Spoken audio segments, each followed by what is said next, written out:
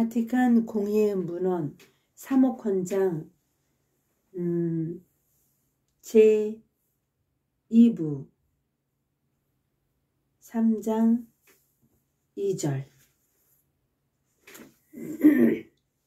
사목헌장 제2부 3장 2절 제2절 경제사회생활 전체를 지배하는 몇 가지 원칙 노동, 조건, 여가 67항 재화를 생산하고 교환하고 경제적 서비스를 제공하는 인간 노동은 경제생활의 다른 요소들보다 우월하다. 다른 요소들은 오로지 도구라는 성격을 지니기 때문이다. 이 노동은 자가노동이든 다른 사람에게 고용된 노동이든 직접 인격에서 나오는 것이며 마치 자기 도장을 찍듯이 자연의 사물에 자기 모습을 새기며 자기 의지로 사물을 다스린다. 인간은 일반적이고 자기 노동을 통하여 자신과 가족의 생활을 유지하고 자기 형제들과 결합되고 형제들에게 봉사하며 진정한 사랑을 실천하고 하느님의 창조를 완성하기 위하여 협력할 수 있다. 더 나아가서 노동을 하느님께 봉헌함으로써 인간은 바로 예수 그리스도의 구원 활동에 동참하는 것임을 우리는 알고 있다.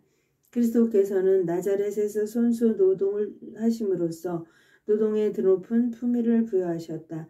여기에서 충실히 노동해야 할 의무와 노동에 대한 권리가 모든 사람에게 생겨난다. 사회는 실제 환경에 따라 그 나름대로 시민들이 충분한 노동의 기회를 찾을 수 있도록 도와주어야 한다. 끝으로 노동의 보수는 각자의 임무와 생산성은 물론 노동 조건과 공동선을 고려하여 본인과 그 가족의 물질적, 사회적, 문화적, 정신적 생활을 품위 있게 영위할 수 있도록 제공되어야 한다. 경제활동은 대부분 사람들의 결합 노동으로 이루어지는 것이므로 어느 노동자에게든 손해가 되도록 경제활동을 조직하고 규제하는 것은 부당하고 비인간적인 것이다. 그러나 우리 시대의 노동자들은 어느 모로 자기 노동의 노예가 되어버리는 일이 더 자주 일어난다. 이것은 이른바 경제법칙으로 결코 정당화될 수 없다. 그러므로 생산 노동의 전 과정이 인간의 필요와 생활 방식에 그 무엇보다도 가정생활에 알맞아야 하고 특히 가정주부와 관련하여 그러하지만 언제나 성별과 연령을 고려해야 한다. 그뿐 아니라 노동자들이 바로 노동을 통하여 자기 역량과 인격을 개발할 수 있는 기회를 줘야 한다. 노동자는 마땅한 책임감을 가지고 자기 시간과 힘을 노동에 바쳐야 하지만 가정, 문화, 사회, 종교 생활을 영위하기에 충분한 휴식과 여가를 모든 이가 누려야 한다. 또한 직업 노동으로는 어쩌면 거의 개발할 수 없는 재능과 역량을 자유로이 개발하는 기회를 가져야 한다. 기업 참여, 세계 경제구조 참여, 노동쟁이 68항 경제기업 안에서 인간이 곧 하느님의 모습으로 창조된 자유롭고 자율적인 인간들이 서로 결합된다. 그러므로 자본주, 고용주, 경영자, 노동자들이 각자의 임무에 따라 활동 방향에 필요한 통일성을 유지하고 적절한 규정된 방법으로 기업 경영에 대한 모든 사람의 적극적인 참여가 촉진되어야 한다. 그러나 흔히 노동자들과 그 자녀들의 미래 운명을 좌우하는 경제적, 사회적 조건의 결정이 기업 자체가 아니라 더 높은 차원의 상부기구에서 이루어지므로 노동자들도 또한 자신이나 자유로이 선출한 대표를 통하여 이러한 결정에 참여하여야 한다. 노동자들이 참으로 노동자들을 대표하고 경제생활의 올바른 질서 수립에 이바지할 수 있는 단체를 자유로이 결성할 권리, 또한 보복의 위험 없이 단체 활동에 자유로이 참여할 권리는 인간의 기본권으로 인정해야 한다. 이 같은 정연한 참여와 더불어 경제적, 사회적 훈련을 쌓아가면 모든 사람에게서 자기 임무와 책임에 대한 의식이 날로 더욱 강화되고 그러한 의식으로 각자 자기 능력과 적성에 따라 모든 경제적, 사회적 발전과 세계 공동선을 실현하는 동료임을 자각하게 될 것이다. 경제적, 사회적 분쟁이 생길 때에는 그 평화적 해결책을 모색하도록 노력해야 한다. 언제나 가장 먼저 당사자들 사이에 성실한 대화에 의지하여야 한다. 그러나 파업은 오늘날의 상황에서도 노동자들의 고유한 권리를 수호하고 그들의 정당한 요구를 충족시키는 최후의 수단이긴 하지만 필요한 수단이 될 수 있다. 그러나 조속히 협상과 화해의 대화를 다시 시작하는 길을 찾아야 한다. 모든 사람을 위한 지상재화 69항 하나님께서는 땅과 그 안에 있는 모든 것을 모든 사람과 모든 민족이 사용하도록 창조하셨다. 따라서 창조된 재화는 사랑을 동반하는 정의에 따라 공정하게 모든 사람에게 풍부히 돌아가야 한다. 다양하고 변화하는 환경에 따라 민족들의 합법적인 제도에 적용된 소유권의 형태가 어떠하든 언제나 재화의 이 보편적 목적을 명심해야 한다. 그러므로 저 재화를 사용하는 사람은 합법적으로 소유하는 외적 사물을 자기 사물만이 아니라 공유물로 여겨야 하며 그러한 의식에서 자신만이 아니라 다른 사람들에게도 이익을 줄 수 있어야 한다. 그리고 또 모든 사람에게는 자기 자신과 자기 가족을 위하여 재화에 충분한 몫을 가질 권리가 있다. 교부들과 교회 학자들도 이렇게 생각하고 사람들은 가난한 이들에게 쓰고 남은 것만을 주지 말고 참으로 가난한 사람들을 도와야 할 의무를 지니고 있다고 가르쳤다. 극도의 궁핍 속에 사는 사람은 다른 사람의 재산에서 자기에게 필요한 것을 취득할 권리를 가진다. 무수한 사람들이 세계에서 굶주림에 짓눌려 있으므로 거룩한 공의회는 모든 개인과 정부에 촉구한다. 굶주림으로 굶어 죽어가는 사람들에게 먹을 것을 주어라. 주지 않으면 그대가 죽이는 것이다 하고 교부들의 말씀을 상기하여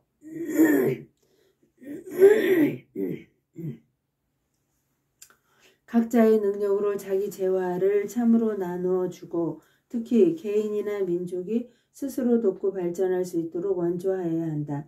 경제적으로 더 발전한 사회에서는 드물지 않게 재화의 공동 목적이 부분적으로 공동체 고유의 관습과 전통을 통하여 충족되고 구성원 각자에게 절실히 필요한 재화가 제공된다. 그러나 어떤 관습이 이미 현대의 새로운 요구에 부응하지 못하는데도 이를 전혀 불변하는 것으로 여기지 말아야 한다. 또 다른 한편으로 훌륭한 관습을 거슬러 슬기롭지 못한 행동을 하지 말아야 하는데 이 관습은 현대의 환경에 적절히 적용되기만 하면 여전히 매우 유익할 것이다. 마찬가지로 경제적으로 많이 발전한 나라에서는 보험과 보장을 위한 사회제도의 어떤 조직이 재화의 공동 목적을 그 나름대로 실현시킬 수 있다. 가정봉사와 사회사업, 특히 문화와 교육에 이바지하는 서비스가 더욱더 증진되어야 한다. 그러나 이 모든 제도에서 국민들이 사회에 대한 어떤 태만이 빠지거나 맡은 의무의 책임을 기피하고 봉사를 거부하는 일이 없도록 조심해야 한다. 투자와 통화 70항 투자는 각기 그 나름대로 오늘과 내일의 국민에게 노동과 수익의 충분한 기회를 보장하는 것이어야 한다. 이러한 투자와 경제 생활의 계획을 결정하는 사람은 개인이든 집단이든 국가이든 누구나 이러한 목적을 명심하고 자신의 막중한 의무를 인식해야 한다. 곧 한편으로는 개인이나 공동체 전체의 품위 있는 생활에 요구되는 필수품을 제공하도록 끊임없이 노력하여야 하고 다른 한편으로는 미래를 예견하여 개인이든 집단이든 현재의 소비 요구와 다음 세대를 위한 투자 요청 사이에서 올바른 균형을 이루어야 할 의무가 있다. 또 언제나 경제적 저개발 국가나 지역의 긴급한 요구도 고려해야 한다. 통화 문제에서도 자국은 물론 타국의 선익을 저해하는 일은 삼가야 한다. 더 나아가서 경제적 약소 국가들이 화폐 가치의 변동으로 부당한 손실을 입지 않도록 배려해야 한다. 재산 취득, 재화의 사적 지배, 대토지 71항 재산 소유와 외적 재화에 대한 사적 지배의 다른 형태들은 인격 표현에 이바지하므로 더 나아가서 인간에게 사회와 경제에 자기 임무를 수행하는 기회를 제공하므로 외적 재화의 어떤 지배에 대하여 개인이나 공동체 접근을 도와주는 것은 매우 유익하다. 사유재산 또는 외적 재화에 대한 어떤 지배는 개인과 가정의 자립에 반드시 필요한 공간을 각 개인에게 제공하는 것이며 이는 인간 자유의 신장으로 여겨야 한다. 끝으로 이는 임무와 책임을 이행하도록 자극을 주므로 시민 자유의 한 조건을 이룬다. 오늘날 이러한 지배나 소유권의 형태는 다양하며 또 날로 더욱더 다양해지고 있다. 그러나 이 모든 형태는 사회적 기금과 사회에서 관리하는 권리와 봉사에 구애받지 않고 경시하지 못할 연유로 보장되고 있다.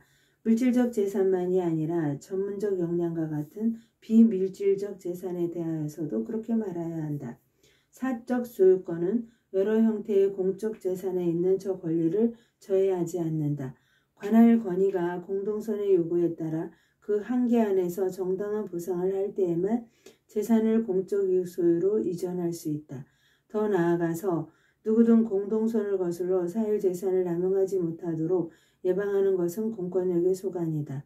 사유재산 자체가 본질상 사회적 성격을 지니고 있으며 이는 재화의 공동 목적이라는 법칙에 바탕을 두고 있다. 그러한 사회적 성격을 소홀히 하면 재산 소유는 흔히 탐욕과 심각한 혼란의 계기가 되고 소유권 자체를 위태롭게 하는 공격자들에게는 빌미를 주게 된다.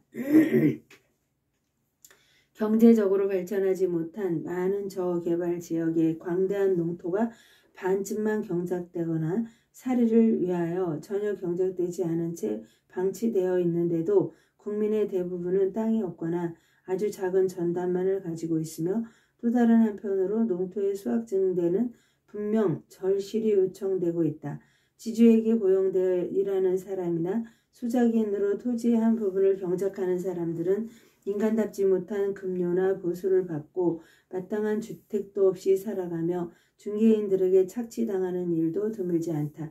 아무런 보장도 없이 그러한 노예 상태로 살아가는 그들은 자발적으로 책임지고 행동할 수 있는 거의 모든 권한을 빼앗기고 온갖 인간 문화의 증진이나 사회 정치 생활에 대한 모든 참여를 금지당하고 있다. 그러므로 여러 경우에 대한 개혁이 반드시 필요하다. 소득 증대, 노동 조건의 개선, 고용 보장의 강화, 자발적 노동의 장려 등이 이루어져야 한다. 더 나아가서 충분히 경작하지 않는 농지는 그 땅을 비옥하게 만들 수 있는 사람들에게 분배되어야 하겠다. 이 경우에는 필요한 물자와 수단이 충분히 제공되어야 하며 특히 교육을 위한 원조와 마땅한 협동 조직의 권한이 주어져야 한다. 그러나 공동선이 사유재산의 수용을 요구할 때에는 그때마다 모든 상황을 참작하여 정당한 보상이 이루어져야 한다. 경제사회활동과 그리스도 왕국 72항 현대의 경제사회의 사회 발전에 적극 참여하여 정의와 사랑을 위하여 투쟁하는 그리스도인들은 자신이 인류의 번영과 세계의 평화를 크게 이바지할 수 있다는 확신을 가져야 한다. 이러한 활동에서 개인이든 단체든 빛나는 모범을 보여야 한다.